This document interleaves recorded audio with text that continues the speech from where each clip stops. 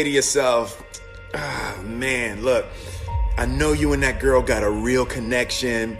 I know y'all vibe, but that's your girl's cousin. So I love you too much to let you do that.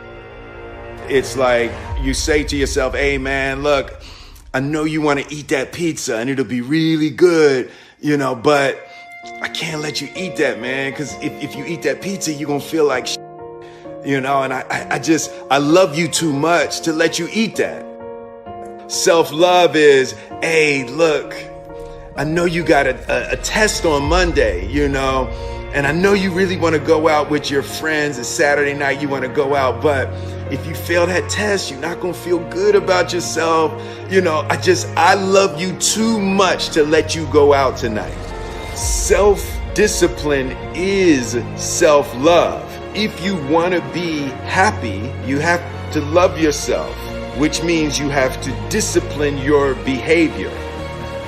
The road to sustained happiness is through disciplining your behavior.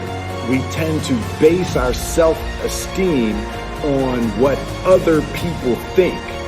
And that's not really self-esteem. Self-esteem is supposed to be how we feel about ourselves. And I was just saying how dangerous it is to allow other people to determine how you're going to feel about you. And it's kind of like looking into a broken mirror. You're going to look in a broken mirror and then change your face to try to look good in this defiled, busted, broken mirror. And it just, other people's opinions is a really way to determine how we feel about ourselves.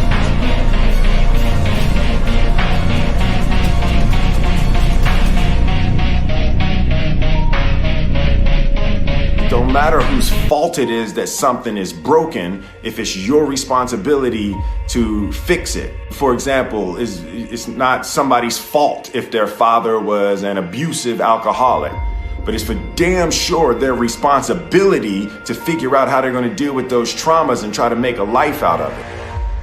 It's not your fault if your partner cheated and ruined your marriage, but it is for damn sure your responsibility to figure out how to take that pain and how to overcome that and build a happy life for yourself. Fault and responsibility do not go together. It sucks, but they don't. When something is somebody's fault, we want them to suffer. We want them punished. We want them to pay. And we want it to be their responsibility to fix it, but that's not how it works, especially when it's your heart. Your heart, your life, your happiness is your responsibility and your responsibility alone. As long as we're pointing the finger and stuck in whose fault something is, we're jammed and trapped into victim mode. When you're in victim mode, you are stuck in suffering. The road to power is in taking responsibility. Your heart, your life, your happiness is your responsibility and your responsibility alone.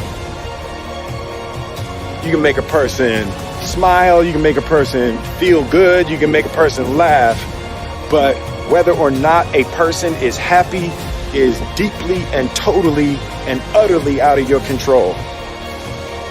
The prerequisite for spending time with any person is that they nourish and inspire you.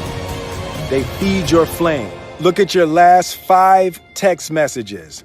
Are those people feeding your flames or dousing your fire?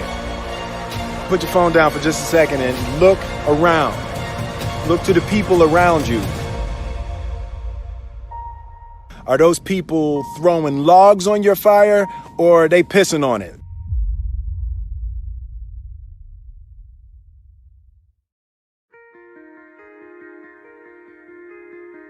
I want my life, I want my work, my family, I want it to mean something. And it's like, if you are not making someone else's life better, then you're wasting your time. The separation of talent and skill is one of the greatest misunderstood concepts for people who are trying to excel, who have dreams, that want to do things. Talent you have naturally. Skill is only developed by hours and hours and hours of beating on your craft. You don't try to build a wall. You don't set out to build a wall. You don't say, I'm going to build the biggest, baddest, greatest wall that's ever been built. You don't start there. You say, I'm going to lay this brick as perfectly as a brick can be laid. There will not be one brick on the face of the earth that's going to be laid better than this brick that I'm going to lay in this next 10 minutes. And you do that every single day. And soon you have a wall. And soon you have a wall.